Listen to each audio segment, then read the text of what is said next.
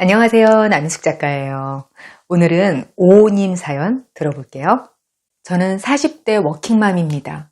요즘 인간관계 영상을 보면서 막말하는 사람 대처법 같은 내용을 자주 접합니다.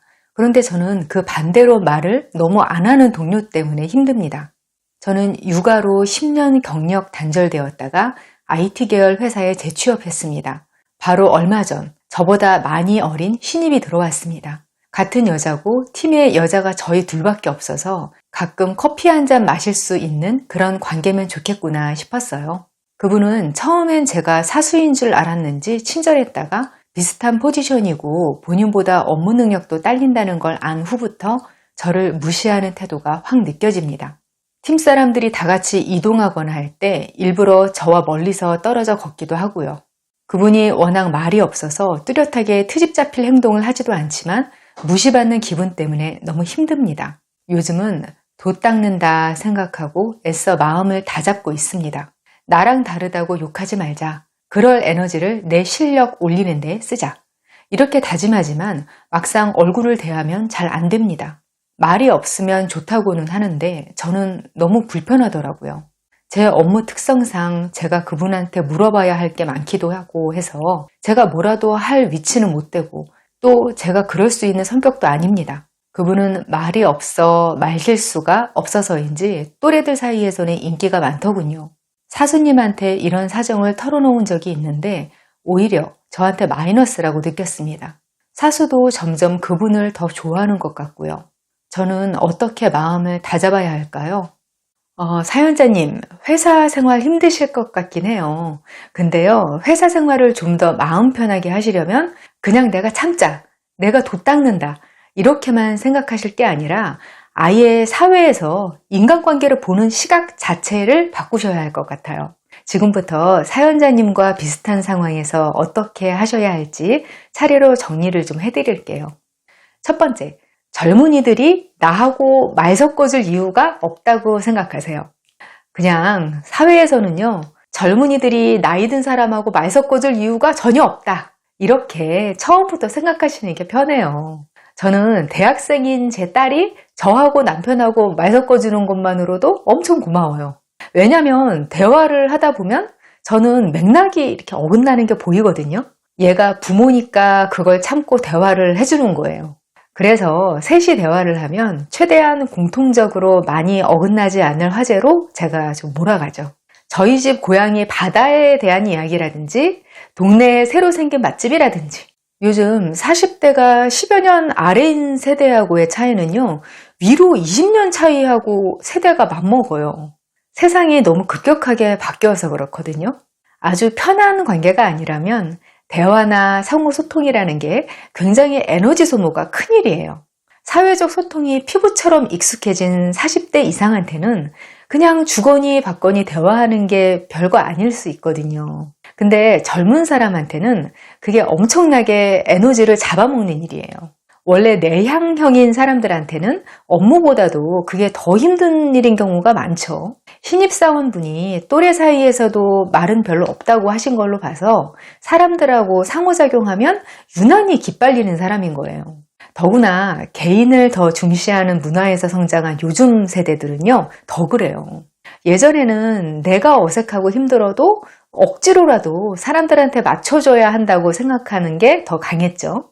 그 신입사원분이 사수들한테는 말은 잘 안 해도 잘한다고 하셨잖아요. 그건 이해관계가 얽힌 관계니까 자기 에너지를 막 짜내서 열심히 사회생활 하는 거예요. 사연자님 같은 경우는요, 사연을 자세히 보니까 오히려 사연자님이 그분한테 좀 아쉬울 만한 포지션이잖아요. 사연자님이 그분한테 물어볼 게 많다는 말씀을 저는 이렇게 이해했어요. 이런 경우면 진짜 그 젊은 신입분이 사연자님하고 대화로 사회생활하면서 막 에너지를 짜낼 이유가 더 없는 거예요. 그분이 회사 안에서 인기가 많다는 걸로 봐서는 딱히 인격에 큰 하자가 있는 건 아닐 가능성이 큰 것 같아요. 그러니까 사연자님을 꼭 무시해서가 아니라 그냥 자기 에너지를 저렇게 아끼고 있구나 이렇게 생각하시면 될 것 같아요. 내가 무시당하고 있지만 원래 쟤는 저런 애니까 내가 참는다 이렇게 생각하시면서 마음 다스리는 건 어려워요. 근데 그냥 처음부터 나하고 대화하는 게 오히려 정상이 아니다.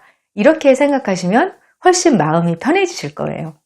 두 번째, 회사 자체가 사적인 관계는 없는 곳이라고 생각하세요. 10년 육아를 하셨으면 그 생활 패턴 안에서의 사회망이 따로 있으셨을 거예요. 되게 동네 커뮤니티라든지 육아 동지로서 친구가 된 관계라든지, 근데 이런 관계들이 사회적으로 보면 좀 특수하다고 할 수 있어요. 아기라는 존재가 굉장히 통제 불가능하고 가변적인 존재거든요. 저는 일을 하면서 육아도 같이 했는데요. 어느 날 같이 일하던 분이 이런 말을 했어요. 그래도 애 키우는 게 직장 생활은 좀 편하지 않나? 그래서 제가 이렇게 대답했던 기억이 나요. 그 어떤 악독하고 답답한 상사라도 아기보다는 융통성이 있다. 이렇게요. 애들은 진짜 부모 사정을 봐주지 않거든요. 2시간 단위로 깨워가면서 밤 내놓으라고 하고 시도 때도 없이 울어요. 이걸 일이라고 치면 그런 악덕 클라이언트가 없어요. 근데도 그 모든 것들도 애가 아픈 것에 비하면 또 아무것도 아니죠. 애가 이런 존재인 걸 서로 공감하는 사람들끼리 자주 만나다 보니까 서로에 대해서 관용적이고 느슨한 면들이 있어요. 이런 종류의 소통에 익숙해진 상태에서 직장 생활 다시 하다 보면요. 정말 사적인 접촉이 없이 일만 하는 관계가 되게 이상하게 느껴질 수 있거든요. 직장마다 분위기가 정말 많이 다른데요. 기본적으로는 직장은 진짜 일만 하는 곳이다. 이렇게 생각하시는 게 편해요. 더구나 IT 계열 회사라고 하셨잖아요. 이쪽이면 뭐 업계에서도 개인 플레이 하기로 유명하지 않나요? 제가 보니까 회사 안에서도 거의 소통을 안 하는 것 같던데요. 회사에서 업무 외에 이런저런 얘기할 말동무 있으면 좋겠다. 이런 생각을 안 하시는 게 그냥 마음 편하실 거예요. 아마 젊은 직장인분한테 말이 거의 없지만 친절한 직장 동료 어떠냐 이런 질문을 올리면 진짜 굉장히 큰 비율로 너무 좋다고 대답할걸요. 요즘은 칼퇴하는 회사가 정말 많아졌는데요. 젊은 분들은 빨리 그날 업무 끝내고 퇴근 시간 맞춰서 퇴근하고 싶어 하죠. 그 신입분이 사연자님을 싫어해서 그러는 게 아니고요. 그냥 자기 페이스대로 회사 생활을 하고 싶은 거예요. 오히려 원래는 안 싫어했는데 이런 생각들이 은연중에 표현이 되고 그래서 그분이 스트레스를 받는다면 그것 때문에 싫어질 수는 있겠죠.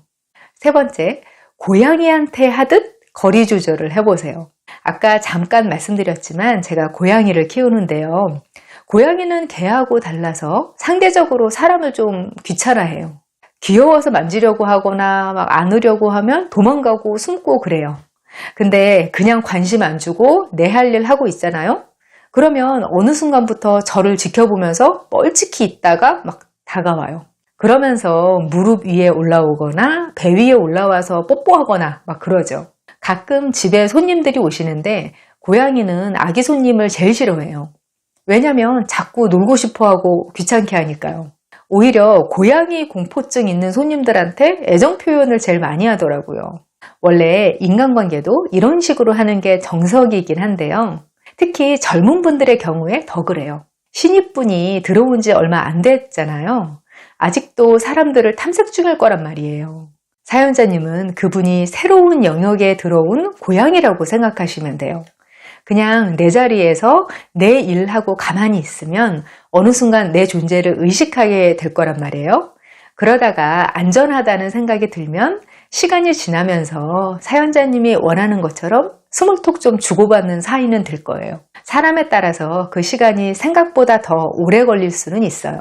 그래도 지금처럼 마음 끓이시는 것보다는 그냥 고양이다 이렇게 생각하시는 게 더 빨리 가까워지는 방법일 거예요. 사실 젊은이들이 무조건 나이 든 사람들을 싫어하고 지루해해 이렇게만 생각하지만 뭐 그렇지도 않거든요. 그들도 살면서 경험하지 않은 일에 대해서 막막할 때가 많잖아요. 인생 경험이 많은 좀 더 앞서 산 사람한테 뭐라도 묻고 싶을 때도 많고요. 굉장히 의지하고 싶어 하더라고요.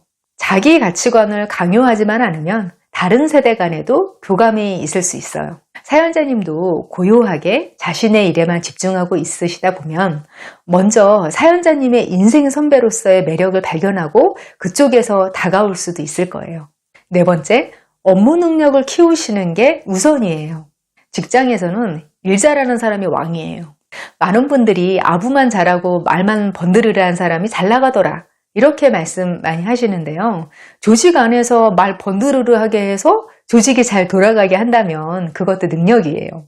조직 안에서 관계 때문에 고민하시는 분들을 잘 보면요, 업무 능력을 높이면 해결될 만한 것들이 꽤 보이더라고요. 왜냐면 회사에서는 사람 착한 게 아무 소용이 없어요. 그냥 일 잘하는 사람이 착한 거예요.